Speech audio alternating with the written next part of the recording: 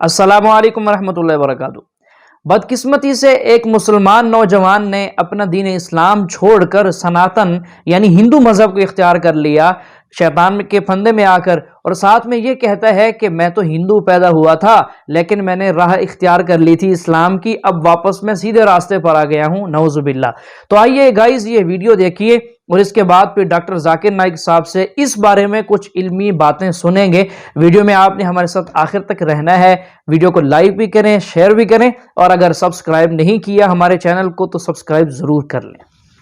और मैं एक मुस्लिम धर्म से हूँ और मैं ये पूछना चाहता हूँ, मैं सनातन में आ तो गया हूँ पर मैं ये पूछना चाहता। आप मुस्लिम हैं? हाँ। क्या नाम था आपका पहले? मेरा पहले जावेद नाम था। जावेद। काफी लोग जानते भी होंगे। तो आपने हिंदू धर्म अपना लिया? हाँ हाँ, क्योंकि सबसे पहले मैं एक बात कहना चाहूँगा, क्योंकि काफ़ी लोग मुझसे कहते हैं कि तुम हिंदू बने हो। हिंदू तो मुझे नहीं लगता कि कोई किसी को बना सकता है, क्योंकि हिंदू पैदा ही होता है, मेरा मानना ऐसा है। और ये मुझे ना किसी ने ब्रेन वॉश करा और ना किसी ने कुछ कहा, ये एक ठाकुर जी की कृपा हुई तब मैं सनातन में आया।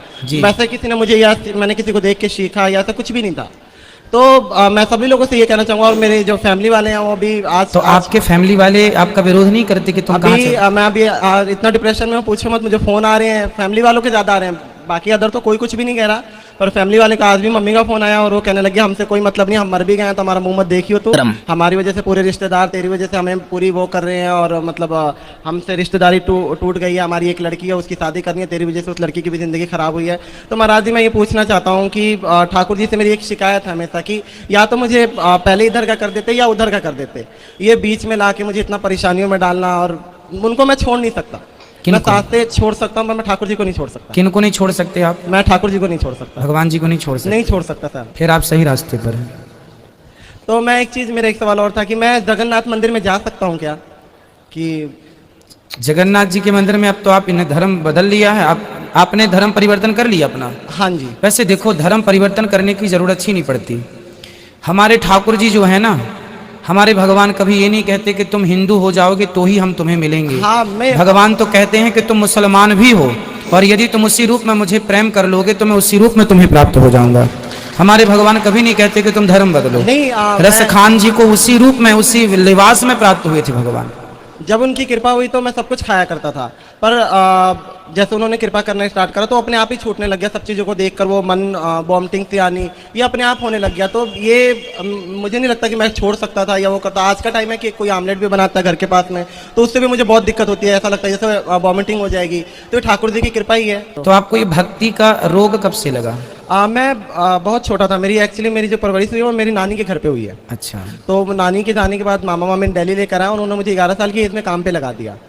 तो मुझे तो काम वाम का पता नहीं था, मैं वहाँ बैठा रोता था। तो मेरे ख्याल 2012 एक साल बीत गया, समय ऐसा बीत जाता और पता भी नहीं लगता और आदत पड़ जाती है उस चीज़ को झेलने की। तो वहाँ पे एक पन्नी आया करती थी, मतलब जैसे हम लोग ये आटा चावल वगैरह पैक करते हैं ना, तो पन्नी आया करती थी। तो उसमें कृष्णा पन्नी के नाम से आया करती थी और उसमें छोटी सी कृष्ण जी की छवि छपी हुई थी। उन्होंने हाथ में मुरली रखी, मुझे पता नहीं था उस टाइम पे कृष्ण क्या है और मुझे बिल्कुल भी इस चीज़ का अंदाजा नहीं था। तो मुझे बार बार ऐसा लगता ना कि कुछ टाइम बाद कि वो मुझे देख रहे हैं, वो कभी इशारे कर रहे हैं। तो मैं आंटी को बोलूँगा, आंटी ये देखना, ये जो फोटो बनी मेरे को देखता है और कभी कभी इशारे करता है। तो आंटी कह रही, तो मतलब उन आंटी को लगता था कि बच्चा है या वैसी पागलपंती वाली बात है, ऐसा कुछ भी नहीं होता। वो मुझे बार बार कहती, मैंने कहा आंटी आप जाओगे फिर ये ऐसे होगा। और मैं कई बार मैं दोपहर की रोटी खाता था तो मुझे ऐसा लगता है जैसे मुझसे कह रहा है कि मुझे भी भूख लगी, मेरे को भी दे। तो मैं आधी रोटी निकाल कर और सब्जी देता था और भगवान जाने वो कहाँ जाता था मेरे को बिल्कुल नहीं पता। और फिर उसके बाद से इतना उससे प्रेम हो गया कि मैं उस चित्त को उखाड़ कर अपने साथ लेकर आया, डेली ले आता। फिर उसके बाद से जो मेरे मामा मोमा थे उनसे वो लोग मुझे मारने पीटने लग गए कि तू ये क्या कर रहा है, ये है वो है जो भी हो। और उसके बाद से फिर मैं 13 साल का जब हुआ था मैंने घर को छोड़ दिया, क्योंकि उस टाइम में पता ही नहीं लगता था। और मैं खुद कई बार सोचता हूँ तो भाई 13 साल की एज बहुत कम होती है, मैंने कैसे वो करा, वो समय ठाकुर जी तो पता नहीं लगा।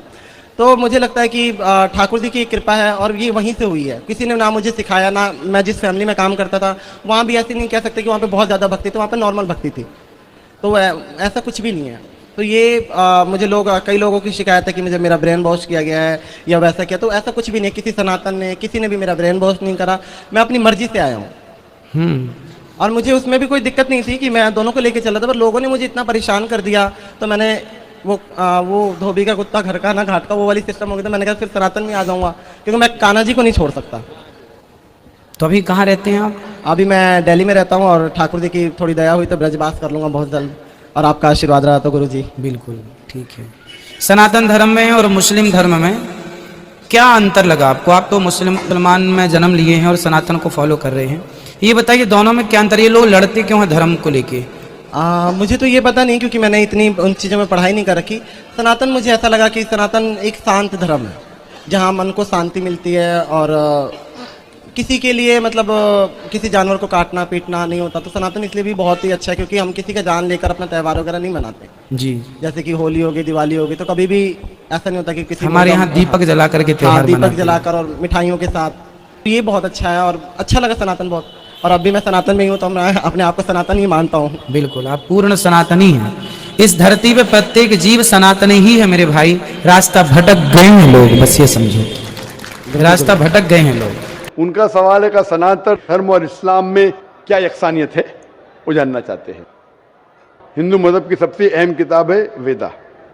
दयानंद सरस्वती ने सनातन धर्म को और आम किया, और वो सही कहते हैं कि हमें मानना चाहिए वेद। वेद सबसे ऊंची किताब है। स्मृति और श्रुति। श्रुति मतलब जो भगवान की तरफ से, स्मृति मतलब जो इंसानों ने लिखी है। श्रुति में आता है वेद और उपनिषद।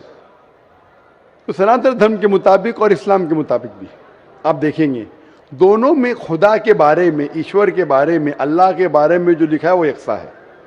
आप जब पढ़ेंगे छंदोग्य उपनिषद चैप्टर नंबर 6 सेक्शन नंबर 2 श्लोक नंबर 1 में लिखा हुआ है संस्कृत में, एकम एविदित्यम, खुदा एक है, भगवान एक है, दूसरा नहीं है। लिखा है स्वतः उपनिषद में चैप्टर नंबर 6 श्लोक नंबर 9 में, नाचस्य कसिज जनिता न चदीपा, कि उस ईश्वर का कोई रब नहीं, उस ईश्वर के कोई वालिदैन नहीं, उससे ऊंचा कोई नहीं, उसका कोई वालिदैन है, कोई वालदा है। लिखा है स्वतः उपनिषद में चैप्टर नंबर 4 वर्स नंबर 19 में, न तस्य प्रतिमा अस्ति, उस ईश्वर की कोई प्रतिमा नहीं। प्रतिमा संस्कृत लफ्ज है जिसके मानी अक्स, picture, painting, photograph, idol, statue, sculpture. तो लिखा है उस ईश्वर, उस भगवान की कोई प्रतिमा नहीं, कोई अक्स नहीं, कोई पिक्चर नहीं, कोई पेंटिंग नहीं, कोई पोर्ट्रेट नहीं, कोई आइडल नहीं, कोई स्कल्पचर नहीं, कोई स्टैच्यू नहीं। आगे जब आप पढ़ते हैं ये सारी चीजें कुरान में भी लिखी, मैं उसके ऊपर आऊंगा। ये है ईश्वर के बारे में जो लिखा गया है। उसी तरीके से अब आगे जब पढ़ेंगे यजुर्वेद चैप्टर नंबर 40 वर्ष नंबर 8 और 9 में, उसमें लिखा है अंधात्म प्रविशंति या असंबुद्धि उपास्ते। अंधात्म मीन्स अंधकार, प्रविशंति मतलब दाखिल होना, अंधात्म प्रविशंति या असंबुद्धि उपास्ते, वो अंधकार में दाखिल हो रहे हैं जो लोग असंबुद्धि की पूजा करते। असंबुद्धि मतलब नेचुरल थिंग्स लाइक हवा, पानी, आग, जो नेचुरल थिंग की पूजा करते हैं जैसे हवा, पानी, आग, वो अंधकार में दाखिल हो रहे।